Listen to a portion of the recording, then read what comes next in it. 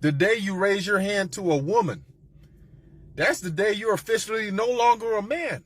All right, let's talk about this mindset that you've heard from men for decades now. The one that says that it's never, emphasis on the word never, acceptable to raise your hand to a woman. Now, look, the sentiment I do think has some validity to it. But as with most things in life, there's two sides to the story. It's not black and white, it's gray. Very gray. Because while I and the overwhelming majority of other men would agree, it is never acceptable to be an aggressor and hit a woman. Which, by the way, is a pretty odd sentiment to have when you think about it. Because by saying it's never acceptable to be an aggressor towards a woman, you're basically saying it is acceptable to be an aggressor towards a man.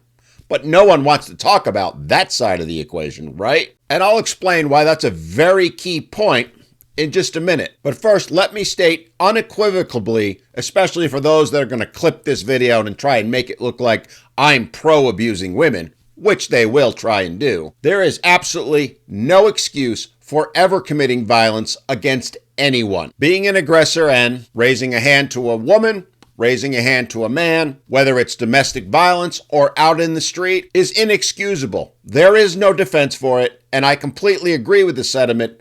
It proves you are anything but a man. But that said, there is an exception to that rule. One that the maker of that video and many of the white knights commenting under it refuse to concede. You see, it is perfectly acceptable to raise a hand to a woman, a man, or anyone in self-defense. If you are being attacked, it is perfectly valid for you to defend yourself. Something, by the way, the current domestic violence laws and the way they're applied refuses to recognize. They knowingly and deliberately do not want men to have the right to defend themselves. It's why, in practice, they put in things like the primary aggressor should be assumed to be the larger person, which of course is almost always the man. Thus, when a man tries to defend himself when he's being attacked, he's the one more likely to be arrested, charged, and convicted, when in reality, it was her who was attacking him. And women know that. In fact, they use it as a weapon against the men they are abusing, telling them over and over, if you defend yourself, if you raise a hand to me, if you try to seek help, I'm going to tell everyone that it was you who was aggressive towards me. And she will be believed virtually every single time, even when there's overwhelming evidence to the contrary. Now, does that mean you become a super aggressor just because they attacked you? No. You defend yourself until you can get away. But the men that are making the comments on that video, the ones who are white knighting, refuse to concede that exception. They say the man should just turn and walk away, that he can just avoid any confrontation, especially from a woman, which is ridiculous. It is that very mindset, which many of the politicians have, by the way, that has created the current paradigm where there are only 2 shelters in the entire United States to help male victims of domestic violence, where there is virtually no funding provided whatsoever to help those male victims.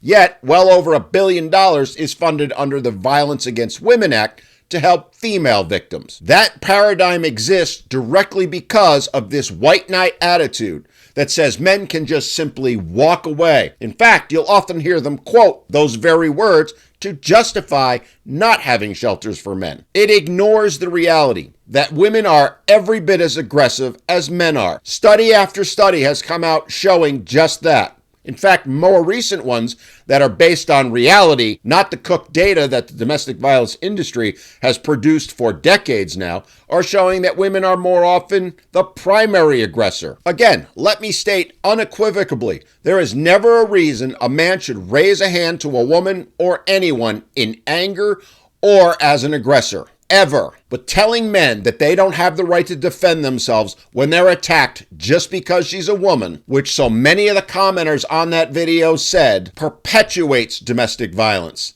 It encourages women to be aggressive, something that they're actually doing. Let that sink in for a moment and ask yourself, why? Why do we hate men so much as a society, and why do we tell them that it's not acceptable for them to defend themselves when they're attacked? Inquiring minds want to know.